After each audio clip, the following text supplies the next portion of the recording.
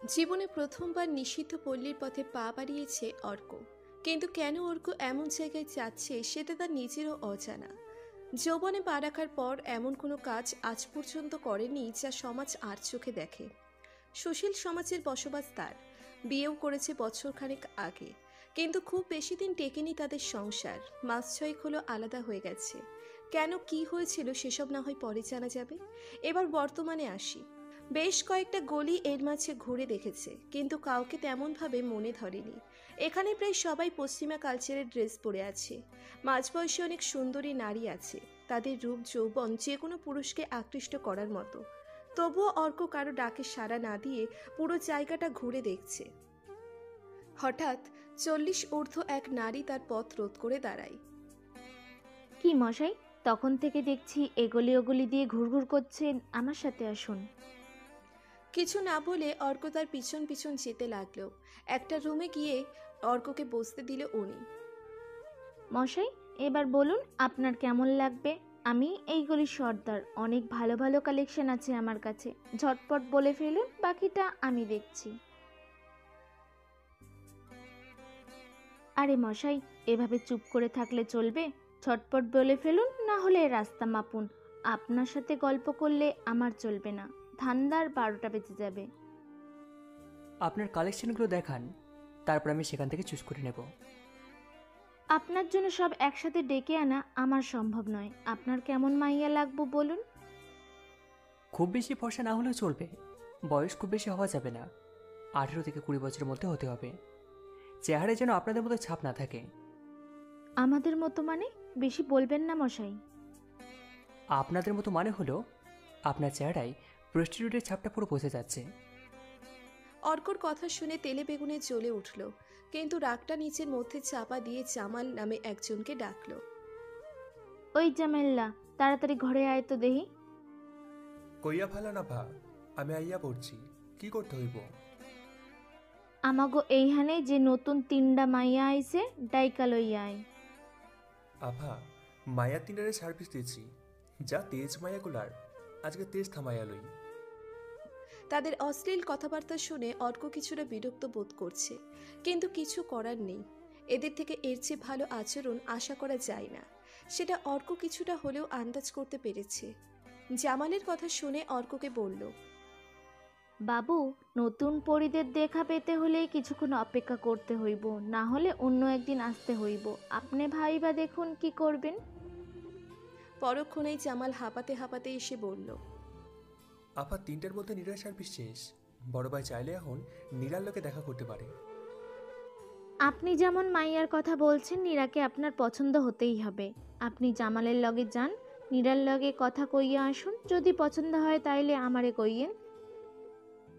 অর্ক কোনো কথা না বলে জামালের সাথে সাথে হাঁটতে শুরু করলো। হাঁটতে হাঁটতে গলির একেবারে শেষ মাথায় চলে আসলো। এদিকে দিয়ে এর আগেও একবার গিয়েছে, কিন্তু কাউকে চোখে পড়েনি অর্কর। হয়তো মেয়েটা ব্যস্ত ছিল তাই। জামাল কোনো কথা না বলে একটা রুমে চলে গেল। ভেতরে ফিসফিস করে কিছু কথা বলছে, কিন্তু স্পষ্টভাবে বোঝা যাচ্ছে না কী নিয়ে আলোচনা করছে। একটু পর জামাল বের হয়ে এসে অর্ককে বলল, ভাই, আপনি যান, নীরা রেডি আছে। আপনি আগে দেখুন, তারপর বাকিটা আমার উপর ছাইড়া দেন। সব ব্যবস্থা আমি কইরা দিব। জামাল অর্ককে রুমে বসিয়ে রেখে চলে গেল। একটু পর একটা মেয়ে ওয়াশরুম থেকে বের হয়ে আসলো। মেয়েটাকে দেখে অর্কর চোখ কপালে। ছিপছিপে দেহ, গায়ের রং শ্যামলা বর্ণের, বয়স খুব বেশি হলে 17 হবে। খুব বেশি ফর্সা না হলেও অনেক মায়া আছে মেয়েটার চেহারায়। নীরা এসে অর্ককে বলল, আপনি একটু বসুন, আমি চেঞ্জ করে আসছি। আপনার আসার আওয়াজ শুনে আপনার সাথে দেখা করতে এলাম। বলেই নীরা আবার ওয়াশরুমে চলে গেল। অর্ক বিছানায় বসে আছে। হঠাৎ পাশের রুম থেকে কিছু অশ্লীল কথাবার্তা তার কানে আসলো। কুত্তার বাচ্চা, মানুষ হয়ে জানোয়ারের মতো আচরণ করছিস কেন? আমাদের মানুষ মনে হয় না? টাকা দিবি বলে যা খুশি তাই করবি? জানোয়ারের বাচ্চা, বের হয়ে যা। অর্ক ভাবছে হয়তো খুব বাজে কিছু করেছে ছেলেটা, তাই এমন ব্যবহার করছে। অর্কর কাছে সবকিছু কেমন যেন লাগছে। এখানে না আসলে হয়তো এই জগৎ সম্পর্কে তার কোনো ধারণা থাকতো না। কখন নীরা ওয়াশরুম থেকে এসেছে সেটা অর্কর খেয়াল করেনি। আপন মনে কিছু ভাবছে অর্ক। নীরার কথাই তার ভাবনায় ছেদ পড়ল। নীরা নীল রঙের একটা শাড়ি পরেছে, একদম মায়াবতীর মতোই লাগছে। অর্ক নীরাকে দেখে ভাবছে, এখানে যারা আছে নীরা তাদের সবার থেকে একটু আলাদা। তার পোশাক, কথাবার্তা শুনে মনে হয় না নীরা এলেনে প্রফেশনাল হবে, হয়তো কোনো কারণ এখানে পড়ে আছে। নীরাকে প্রথম দেখাতেই মনে ধরে গেছে অর্কর। তারপর তার কথা বলার ধরন, আচরণ দেখে অর্ক এক নিমেষেই মায়ায় পড়ে গেছে। নীরা অর্কর পাশে বসে আছে, কিন্তু অর্ক তার দিকে কোনো খেয়াল নেই। নীরা তার এমন অদ্ভুত আচরণ দেখে বলল, কি ব্যাপার, কিছু বলছেন না, কিছু করছেনও না? নিশ্চয়ই এতক্ষণে আমার কাছে আসার জন্য অনেক টাকা খুইয়েছেন, সেগুলো ওসুল করবেন না? সময় তো আপন গতিতে চলে যাচ্ছে, আপনার জন্য তো অপেক্ষা করবে না। আপনি একটু বসুন, আমি আসছি। রুম থেকে বের হওয়ার জন্য পা বাড়াবে তখনই জামাল আর ওই জরিনা, এই গলির সর্দার, এসে হাজির হলো। কি বাবু, নীরাকে মনে ধরেছে? নীরা হচ্ছে এইগুলির সবচেয়ে মায়াবী পরী।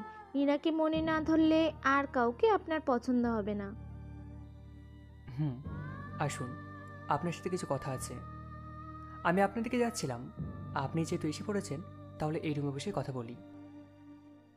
তাইলে এখানে বহেন। জামাইল্লা, সাহেবের জন্য কিছু চা নাস্তার আয়োজন কর, সাহেব প্রথমবার এসেছে। জামাল চলে গেল চা নাস্তার জন্য। নীরাকে দিয়ে আপনার প্রতি মাসে কত টাকা আসে? এইগুলোর হিসাব কি আমরা রাখি নাকি? বাজার ভালো থাকলে বেশি, কাস্টমার কম আসলে কম। তারপরও নীরার চাহিদা এখানে সবচেয়ে বেশি। আপনাদের মতো সাহেবরা এসে নীরার মতোই চায়। আজকে থেকে নীরার ঘরে কোনো ক্লায়েন্ট আসবে না। আপনি নীরাকে দ্বারা প্রতি মাসে যা টাকা পান আমি তার থেকে বেশি টাকা আপনাকে দেব, কিন্তু শর্ত একটা, অন্য কেউ নীরার আশেপাশে আসতে পারবে না। আমি প্রতিদিন আসি বা মাসে একবার আসি, আপনার টাকা আপনি পেয়ে যাবেন। ঠিক আছে সাহেব, আপনি চাইলে তাই হবে।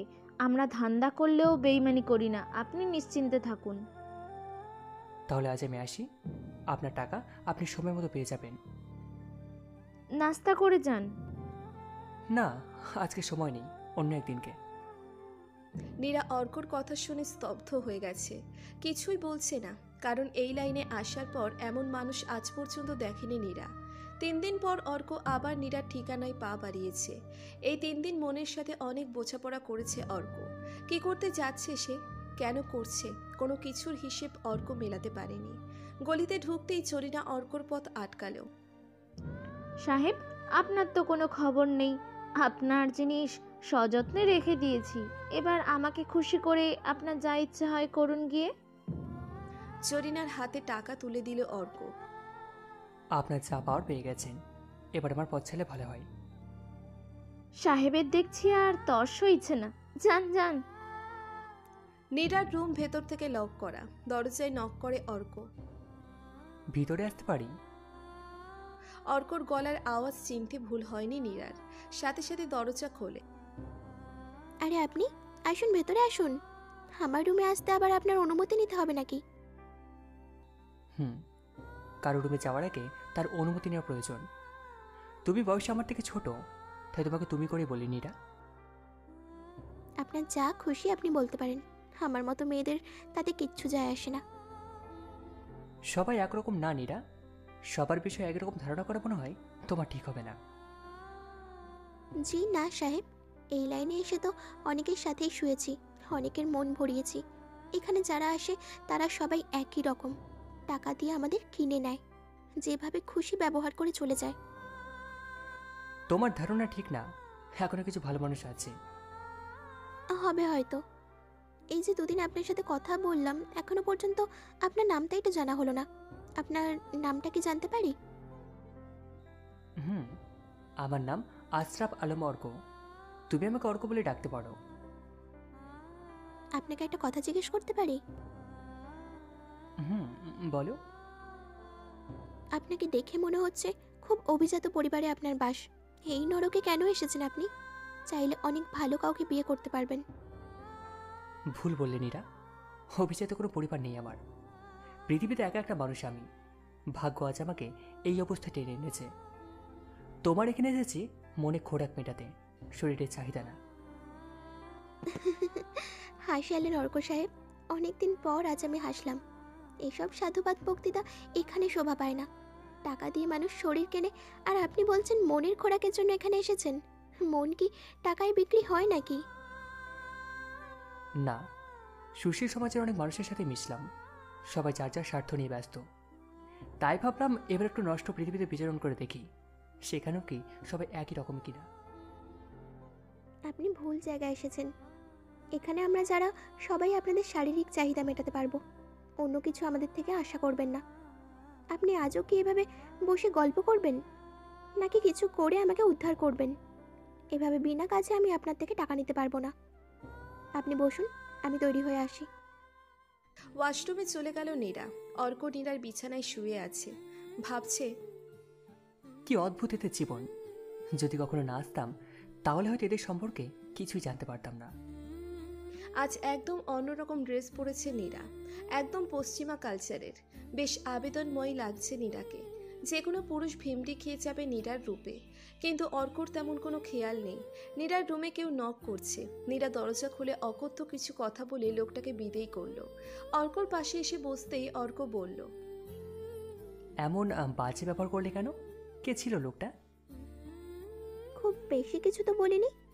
আমার জায়গায় অন্য কেউ হলে আরো কত কি বলতো। ভালোভাবেই তো বলতে পারতে। ওই কুত্তার সাথে ভালো কথা আসে না। সেদিন এসেছিলেন পাশের রুমে, গালাগালি শুনেছেন না? এটা ওই লোকটা ছিল। একদম অসহ্য, জানোয়ারের মতো ব্যবহার করে সবার সাথে। সেদিন মালাধির বুকে কামড় দিয়ে রক্ত বের করে ফেলেছিল, তাই মালাদি ঘর থেকে বের করে দিয়েছে। এখানে যারা থাকে সবাই চেনে শালাকে। এখন আর কেউ কাছে ভিড়তে দেয় না। তাই কি করে লোকটা? জানি না, কিন্তু শালা সবসময় মদ খেয়ে আসে এখানে, এই জন্য কেউ সহ্য করতে পারে না। দুজনের কথার মাঝে অর্কর ফোনটা ভো ভো করে বেঁচে ওঠে। ফোনে কথা শেষ করে। নীরা, তুমি থাকো, আমার একটা জরুরি কাজ আছে, আমি এখন আসি। রাতে আসবো, তুমি তৈরি থেকো। তোমার নাম্বারটা আমাকে দাও, আমি আসার আগে কল করব। নীরার নাম্বারটা মোবাইলে তুলে চলে আসে অর্ক। সেখান থেকে সোজা অফিস। অফিসে সবাই কোনো এক কাজের জন্য তার জন্য অপেক্ষা করছে।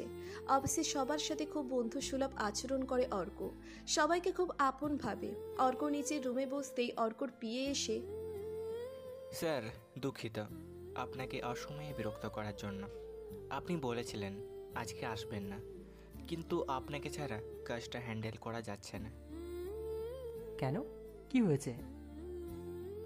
কাল আমাদের এখানে যে ক্লায়েন্ট আসার কথা ছিল, তারা জরুরি কাজের জন্য আজকে চলে এসেছে।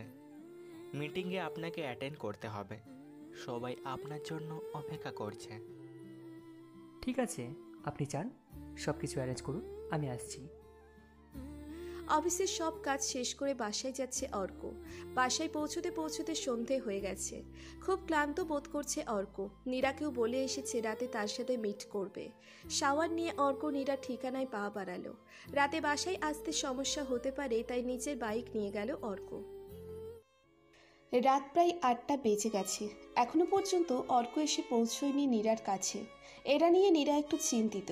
নীরা ভাবছে, লোকটা বলে গেল সন্ধ্যায় আসবে, এখনো পর্যন্ত আসার নাম নেই। বলেও গিয়েছে তৈরি হয়ে থাকতে। দেখে একবার ফোনে ট্রাই করে আসবে কি আসবে না। এভাবে বসে থাকতে অসহ্য লাগছে। কল করার জন্য নীরা মোবাইলটা হাতে নিয়েছে। এমন সময় অর্ক দরজায় নক করলো। গলার আওয়াজ চিনতে এবারও ভুল করেনি নীরা। আপনাকে ফোন করতে যাচ্ছিলাম, বলে গেলেন সন্ধ্যায় চলে আসবেন। 8টা বেজে গেছে, আসছেন না, তাই ফোন করতে যাচ্ছিলাম। এভাবে বাইরে দাঁড় করিয়ে কথা বলবে নাকি ভিতরে আসতে বলবে? ওহো সরি, আসুন ভেতরে আসুন। আপনারা হলেন আমাদের সব। আপনাদের টাকায় আমাদের পেটের খাবার জোগায়। আপনি কিনা বলছেন আপনাকে বাইরে দাঁড় করিয়ে রাখবো? আসুন প্লিজ, ভেতরে আসুন। বেশ ভালোভাবে গুছিয়ে কথা বলতে পারো দেখছি। এখানে যত মেয়ে আছে তাদের থেকে তুমি বেশ আলাদা। বাদ দিন তো এসব কথা, এসব কোনো কাজে দেবে না। যত কথা বলবেন সময় নষ্ট হবে। আপনি আমাকে তৈরি থাকতে বলেছিলেন, আমি পুরো রেডি। এখন বলুন, আপনি শুরু করবেন নাকি আমি? কি শুরু করার কথা বলছো তুমি? ভালোকে ভালো বলবো না তো কি খারাপ বলবো? এমন ভাব করছেন যেন ভাজা মাছ উল্টে খেতে জানেন না। কি বলছি বুঝছেন না? যা পাওয়ার জন্য এখানে এসেছেন সেটাই বলছি। আমি তোমাকে তৈরি হতে বলেছিলাম, তোমাকে নিয়ে বাইরে যাব, অন্য কোনো কাজের জন্য না। মাথা ঠিক আছে আপনার? আপনি আমাকে নিয়ে বাইরে ঘুরবেন? কেউ দেখলে আপনার সম্মান কোথায় যাবে বুঝতে পারছেন? রাতে খাওয়া হয়নি মনে হচ্ছে, আমিও না খেয়ে বের হয়েছি। এখন চলো দুজনে রেস্টুরেন্টে খাবো। কে কি ভাবে আমাকে নিয়ে সেটা নিয়ে তোমাকে ভাবতে হবে না। কাউকে নিয়ে মানুষ অনেক কিছুই ভাবতে পারে, কিন্তু কারোর জন্য কিচ্ছু করতে পারে না। সবাই যার যার স্বার্থ নিয়ে ব্যস্ত। এখন চলো, আমার পেটে ইঁদুর দৌড়চ্ছে। তারপরেও একবার ভেবে দেখুন, শত হলেও আমি নষ্টা নারী, প্রস্টিটিউশন আমার পেশা। অন্যদিকে আপনি একজন অভিজাত সমাজের মানুষ। আমার মতো নিয়ে বাইরে বের হলে আপনার মানের অনেক ক্ষতি হবে। আমার ক্ষণিকের ভালো লাগার জন্য আমি আপনার এত বড় ক্ষতি করতে পারবো না। হয়তো কিছু সময়ের জন্য নিজেকে অনেক ভাগ্যবান মনে হবে, কিন্তু একটু পর আমার এই গলিতে ঠিকই আমাকে ফিরে আসতে হবে। তার থেকে বরং ভালো এখানেই থেকে যাই। আমার মতো এখানেই ধুকে ধুকে মরতে হবে। ঠান্ডা মেজাজের হলেও নীরার কথা শুনে অর্ক অনেকটাই রেগে গেল। তোমাকে তো জ্ঞান দিতে হবে না, যা বলছি তাই করো। কিন্তু জরিনা বাবু কি আমাকে আপনার সঙ্গে যেতে দেবে? সেটা নিয়েও তোমাকে ভাবতে হবে না, আমি সব কিছুর ব্যবস্থা করে রেখেছি। চলো এবার। নীরা অর্কর পিছন পিছন হাঁটছে। মনে মনে একটু ভয়ও লাগছে, কিন্তু তার চেয়ে আনন্দটাই বেশি। কোনো দিন নীরা কল্পনাও করেনি এভাবে কেউ এসে তাকে কিছু সময়ের জন্য মুক্ত পৃথিবীতে নিয়ে যাবে, একটু বুক ভরে মুক্ত নিঃশ্বাস নিতে পারবে। নীরাকে বাইরে দাঁড় করিয়ে রেখে অর্ক জরিনার রুমে প্রবেশ করল। এইমাত্র আসলেন, এখনই আবার চলে যাচ্ছেন কেন অর্ক সাহেব? আমি সাথে করে নীরাকে নিয়ে যাচ্ছি, সেটা বলতে আপনার এখানে আসলাম। নীরা ভয় পাচ্ছিল আপনি যদি কিছু বলেন, তাই বাইরে দাঁড়িয়ে আছে। সমস্যা নেই, রাতে আবার রেখে যাব। আপনার জিনিস আপনার যা মন চায় করুন, আমি আমার টাকা পেলেই হলো। ঠিক আছে, তাহলে আমি নীরাকে নিয়ে যাচ্ছি।